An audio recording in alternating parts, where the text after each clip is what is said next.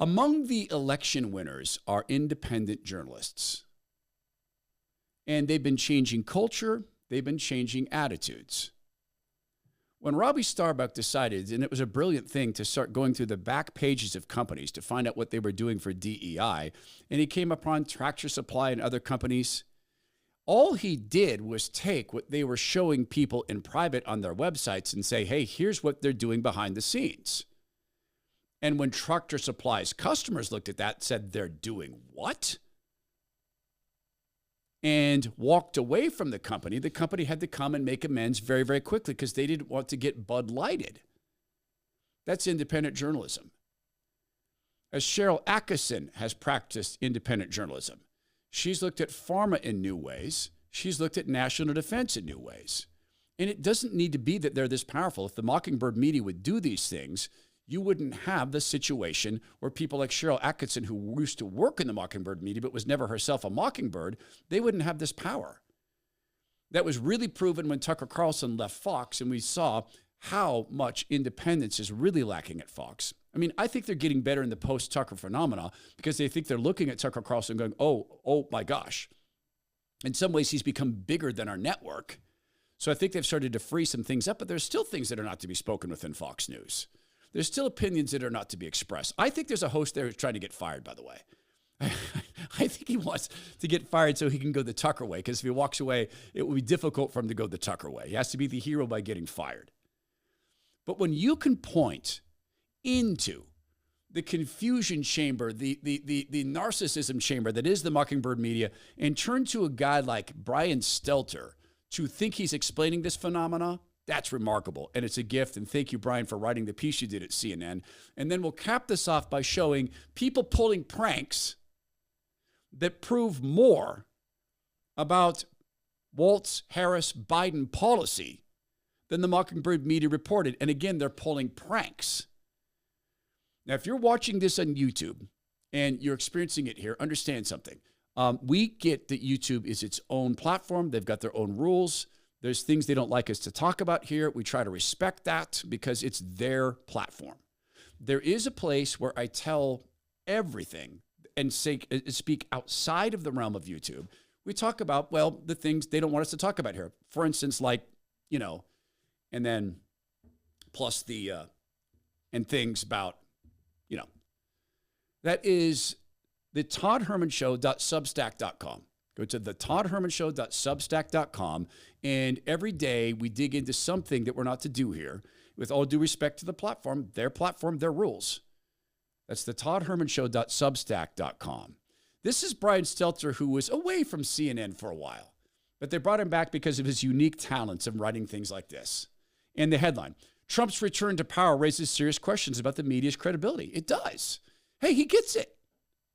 Brian Stelter gets it finally.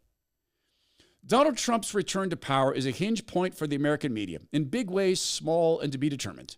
His defeat of Kamala Harris is raising questions about the media's credibility, influence, and audience. Some of the questions might not be answerable for years, but journalists are asking each other, what does this red wave election say about the information environment in the United States? In the hours after Trump won re-election Tuesday, some of his loyalists asserted that his victory is a complete repudiation of the news media. For a time on Wednesday morning, the Federalist lead headline was not about Trump. It was about the, quote, corporate media industrial complex being 2024's biggest loser. Wow, they wrote about you? You are a media reporter. You write about them. You're writing about yourself now. Legacy media, he writes, is officially dead. The Daily Wire podcaster Matt Walsh wrote on X overnight, their ability to set the narrative has been destroyed. Trump declared war on the media in 2016. Tonight, he vanquished them completely. They will never be relevant again. Stelter. That's wishful thinking on Walsh's part. Tuesday's marathon election coverage was a testament to the media's relevance. But the point is that many Trump voters share his wish. Pause. Do you see what he said here? The fact that they talked a lot for a long time proves their relevance. A lot of people talk a lot for a long time and don't have relevance. Back to his piece. They believe the national news media is part of a big part of what ails America. Not only do they distrust what they read, they often don't read it in the first place. Can anything be done to change that? Pause. Yeah. Stop being a propagandist. Go back through your network coverage and every single intelligence official who came on and lied about the Hunter Biden laptop, never have them on again. Dig into why they lied. Why they lied about Trump being a Russian asset. Apologize to the American people. Apologize for pretending that Joe Biden was mentally well. Apologize. Place your correspondents around the country so they don't all live in Washington, D.C. and New York. Hire people who are locals to help review your coverage. Back to his piece.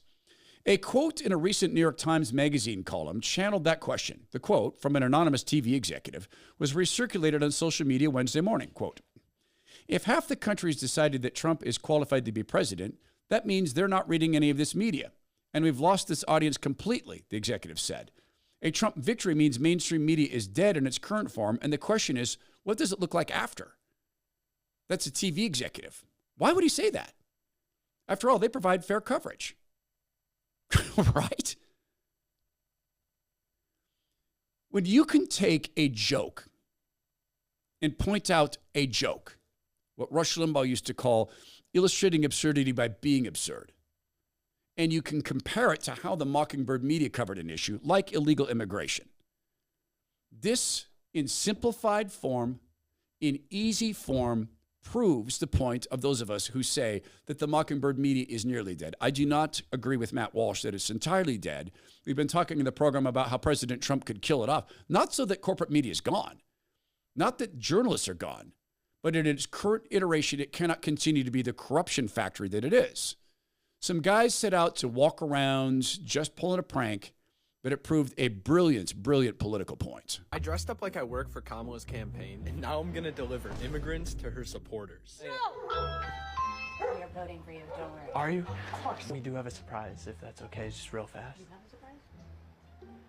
We're looking for a place for them to stay. They just came across. They'll sleep on floors. I mean, they're not picky, you know. We have like a 2-year-old, so Hector's good with kids. sorry, we just can't. Could they just like sleep on your lawn? They need a place to stay. They just came across. My teenagers live with me. I don't Oh, that's have fine. extra room. Hector, he was dating a teenager like a little bit ago, so Okay. they just came across. They don't have papers. You're in support of like the whole border situation, and we're just trying to get them a floor to sleep on.